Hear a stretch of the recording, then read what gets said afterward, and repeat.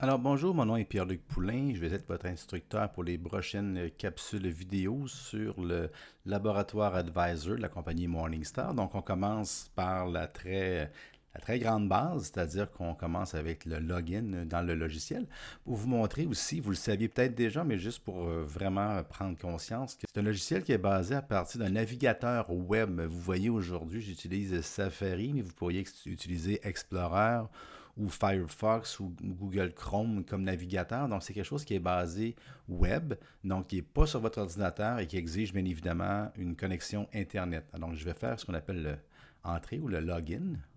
Alors, une fois arrivé, je vais me mettre en mode plein écran. Donc, une fois arrivé dans mon écran d'accueil, vous remarquerez peut-être que vous avez peut-être pas le même genre de résultat chez vous, parce que moi, j'arrive automatiquement sur l'onglet Recherche. On verra tout à l'heure comment l'entrée dans ses préférences. Normalement, vous allez arriver, vous, dans un onglet qu'on appelle Accueil.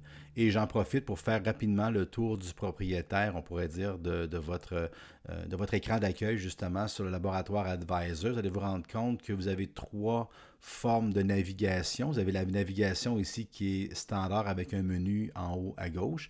Vous avez une navigation ici à gauche également et vous avez une troisième navigation qui va être les différents onglets.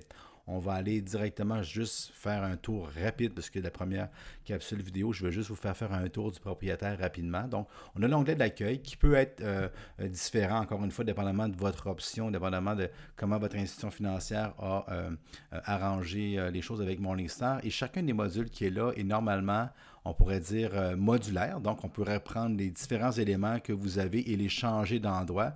Il suffit d'attendre pour cela que la souris, que votre curseur se transforme en quatre petites flèches et vous pouvez changer ces modules-là d'endroit. On verra plus loin qu'est-ce que font ces différents modules, mais c'est votre écran d'accueil qui se veut dans le fond un aide à la navigation. Vous avez un deuxième onglet qui est différent d'avec PaulTrack en passant, qui sont les clients et les portefeuilles. Donc j'en ai quelques-uns créés ici. J'ai des groupes de clients. On va avoir des clients et des portefeuilles attachés à ces différents clients-là. On va avoir un module là-dessus dans quelques capsules vidéo. On a maintenant, après ça, ce que nous, ceux qui sont les vieux utilisateurs de PaulTrack, c'était notre écran d'accueil, c'est-à-dire ce qu'on appelle recherche. En réalité, c'est la liste de tous les fonds. Donc, c'est ici que vous avez la liste des différents fonds, fonds communs, fonds distincts, ainsi de suite. C'est dans ce qu'on appelle recherche. Par la suite, vous avez ici toujours en haut pour faire le tour hypothétique. Donc, c'est un endroit où vous pouvez faire des portefeuilles hypothétiques pour créer des simulations pour vos clients. Dans PaulTrack, on pouvait juste faire une sorte de portefeuille. Dans Laboratoire Advisor, on peut faire deux sortes de portefeuilles, un portefeuille existant et un portefeuille hypothétique qui va être, comme son nom l'indique, une hypothèse. Et finalement, alors un centre de formation virtuelle, je vais tenter de tout couvrir, bien évidemment, avec les capsules vidéo, mais si jamais vous aimeriez aller voir d'autres formations, d'autres éléments que vous pensez qui vont être couverts différemment, bien, vous avez un centre de formation virtuel ici fourni par Morningstar, où est-ce que vous avez ici des vidéos de formation que je pourrais venir mettre tout simplement ici. Encore une fois, ça peut être modulable. Donc, vous avez ici les différentes vidéos de formation qui sont encore une fois avec les différents onglets. Vous avez les recherches hypothétiques et les différents rapports. Vous voyez que dans le rapport, ben, il n'y a aucune vidéo. Dans hypothétique, il n'y a aucune vidéo. Fait que je pense que ceux-là qui sont inclus dans le présent cours devraient vous être utiles. Vous en avez plusieurs de fait sur les recherches et vous en avez seulement trois sur le général. Vous avez également ici, je vais l'amener plus haut. Alors, vous avez également ici des guides de formation qui sont en format PDF. Tout ce que vous avez à faire, dans le fond, c'est de cliquer sur un ou l'autre de ces guides-là et il va s'afficher à l'écran. Je vais en cliquer un qui pourra peut-être vous intéresser pour ceux qui veulent migrer des fichiers de PaulTrack vers Laboratoire Advisor. C'est toujours bien de voir la source de ça. Alors, on clique simplement sur un fichier. Étant donné que c'est web, pas besoin de faire un double clic en passant, juste un simple clic. Et là, vous avez vu juste une petite note ici en passant, vous avez un autre onglet. Donc, dépendamment du navigateur, de vos préférences, de votre compagnie, comment votre ordinateur va être installé, ça peut arriver qu'il y ait une nouvelle fenêtre à chaque fois qu'il s'ouvre ou qu'il se rouvre un nouvel onglet.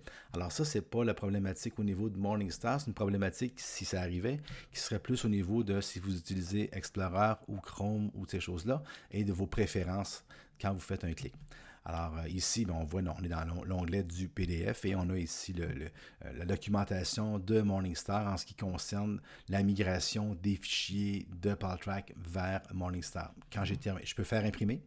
ce document-là. Et quand j'ai terminé, comme n'importe quel onglet, alors je peux fermer cet onglet-là et je reviens dans mon écran de point de départ.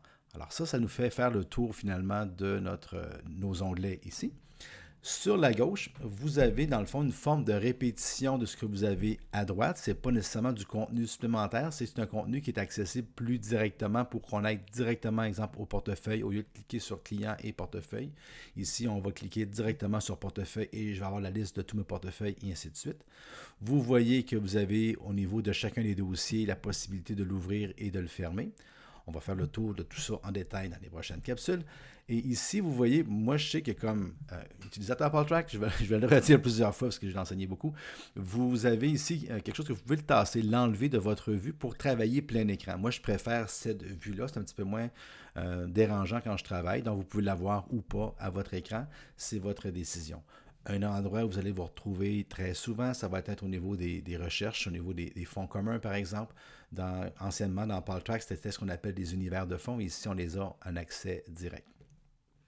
Et maintenant, pour terminer, plus haut, vous avez encore une fois une autre façon d'accéder à des fonctions dans Morningstar. Alors, on va se parler ici dans Fichier, différents éléments qu'on peut importer ou exporter ou des différentes préférences. Les écrans, ça va être ici qu'on va être en mesure de faire les personnalisations au niveau des colonnes. Vous avez différents outils, donc comme l'hypothétique, les graphiques, des recherches avancées.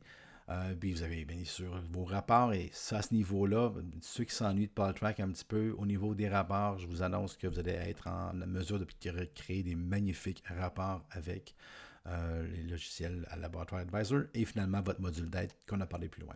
Avant de terminer cette capsule-là, je voudrais aller juste faire un petit tour ici. Donc, dans les préférences que vous pouvez créer d'entrée de jeu, je pense que la première chose qu'on doit faire, c'est d'aller dans Préférences.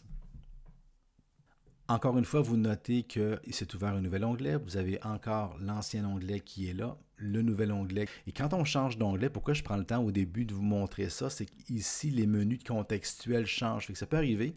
Moi, ça m'est arrivé que vous dites, voyons, il y a eu mon menu en haut, ils sont où mes onglets? On n'a plus le même menu et ce menu-là va changer dépendamment des écrans dans lesquels vous allez être. Donc, quand je reviens à mon écran initial, j'ai ce fameux menu et ces fameux onglets et tout ça ici. Quand je suis dans un menu secondaire, mon environnement change. Alors, c'est important de s'en souvenir. Alors, j'ai des éléments ici qu'on n'avait pas antérieurement. Et quand on crée, en passant, quand on crée un profil, quand on crée des préférences, automatiquement, ça va venir comme créer un profil. Ici, je me suis créé un profil qui s'appelle PLP pour Pierre-Luc Poulain. Autrement, si j'étais dans un profil qui serait institutionnel en English, vous comprenez que tout est en anglais. Institutionnel French, ça a été créé par le système, je n'ai pas eu à rien à faire avec ça. Et avec des préférences Morningstar, je les ai laissés faire et moi, je me suis créé simplement un nouveau profil. Donc, dans ce profil-là, les différentes préférences que j'ai, c'est au niveau, exemple ici, général. Donc, est-ce que je veux mon interface soit en anglais ou en français? Est-ce que je veux avoir une police d'interface qui est plus grande? C'est possible, mais ça fait un petit peu des résultats spéciaux, bizarres, on pourrait dire, mais c'est quand même bien. Vous avez aussi au niveau du format de la date. Je sais qu'ici, au Québec, en français, on va préférer jour, mois, année. La devise utilisée. Ça ici, je vous suggère de le laisser assez semblable. La langue dans le rapport, donc encore une fois, anglais, français, vous pouvez venir le changer. Les fontes dans le rapport, plus grande ou normale. Le format de date dans le rapport, la date de lancement, est-ce qu'on veut en fin de mois ou en fin de trimestre? Je suggère de toujours le laisser en fin de mois. L'orientation des pages dans vos rapports, est-ce qu'on y va en paysage ou en portrait? On peut avoir le choix de paysage, mais je vous suggère fortement portrait, mais c'est à votre choix. Et c'est ici que vous avez vu que le module d'accueil par défaut. Alors, on arrive ici, au lieu d'avoir l'écran d'accueil ou client, mais je vous suggère, moi, simplement ici, de mettre l'onglet Recherche quand vous arrivez directement dans votre logiciel. Puis, bien évidemment, comme tout bon système, vous avez ici la possibilité de mettre toutes vos coordonnées une seule fois pour que ça s'affiche dans les différents rapports. Une fois que vous avez terminé tout ça, dans le fond, vous pouvez sauvegarder vos changements ou les sauvegarder sous. C'est ici que vous allez donner un nom différent à votre profil. Si vous voulez avoir plusieurs profils anglais ou français, c'est ici que vous allez donner un autre nom à votre profil et c'est ici que moi j'avais marqué exemple PLP. Si je faisais faire des changements dans mon profil puis je voulais comme écraser ce que j'avais déjà fait, je fais simplement sauvegarder et ça va venir s'ajouter dans mon profil PLP. Un autre élément de personnalisation, il appelle ça l'écran des tableaux. Donc, les tableaux, bien, vous allez comprendre que c'est tous les éléments de fond mutuel qu'on va afficher à l'écran. Dépendamment de votre vitesse d'ordinateur et de vos préférences, vous pouvez décider d'afficher, parce que vous savez que des fonds, ils peuvent en avoir 10 000 ou 20 000, mais étant donné que c'est par Internet, puis on ne les affiche pas tous en même temps comme dans PodTrack. Donc, vous pouvez décider d'afficher simplement juste 25 fonds à la fois, 50, 100 et 250. J'aime bien le 250 parce que je n'ai pas à changer les pages pour voir un ensemble de fonds, mais vous pourriez le garder à 100 comme ça et il n'y a aucun problème. Ici, ça serait un peu compliqué de vous expliquer pourquoi, mais disons juste que si vous ne voulez pas vous frustrer, je vous suggère de mettre un non au lieu de oui pour ne pas que ça réinitialise trop facilement vos modules de recherche et perdre vos éléments. Votre fuseau horaire ici et l'écran en cours amélioré. Écoutez, on laisse ça comme c'est. Pour les autres éléments qui sont à changer, on va le voir au fur et à mesure des autres capsules. Vous pourrez le faire le tour par vous-même, mais dans les autres capsules, on va venir faire la personnalisation des différents rapports. Je vais laisser ça assez léger pour la première capsule. Donc, on va laisser les autres éléments en place et au fur et à mesure qu'on va faire des rapports, on va venir ajouter nos préférences ici dans cet élément-là. Donc, ça complète notre tour d'horizon pour cette capsule numéro 1 sur l'écran d'accueil de Laboratoire Advisor.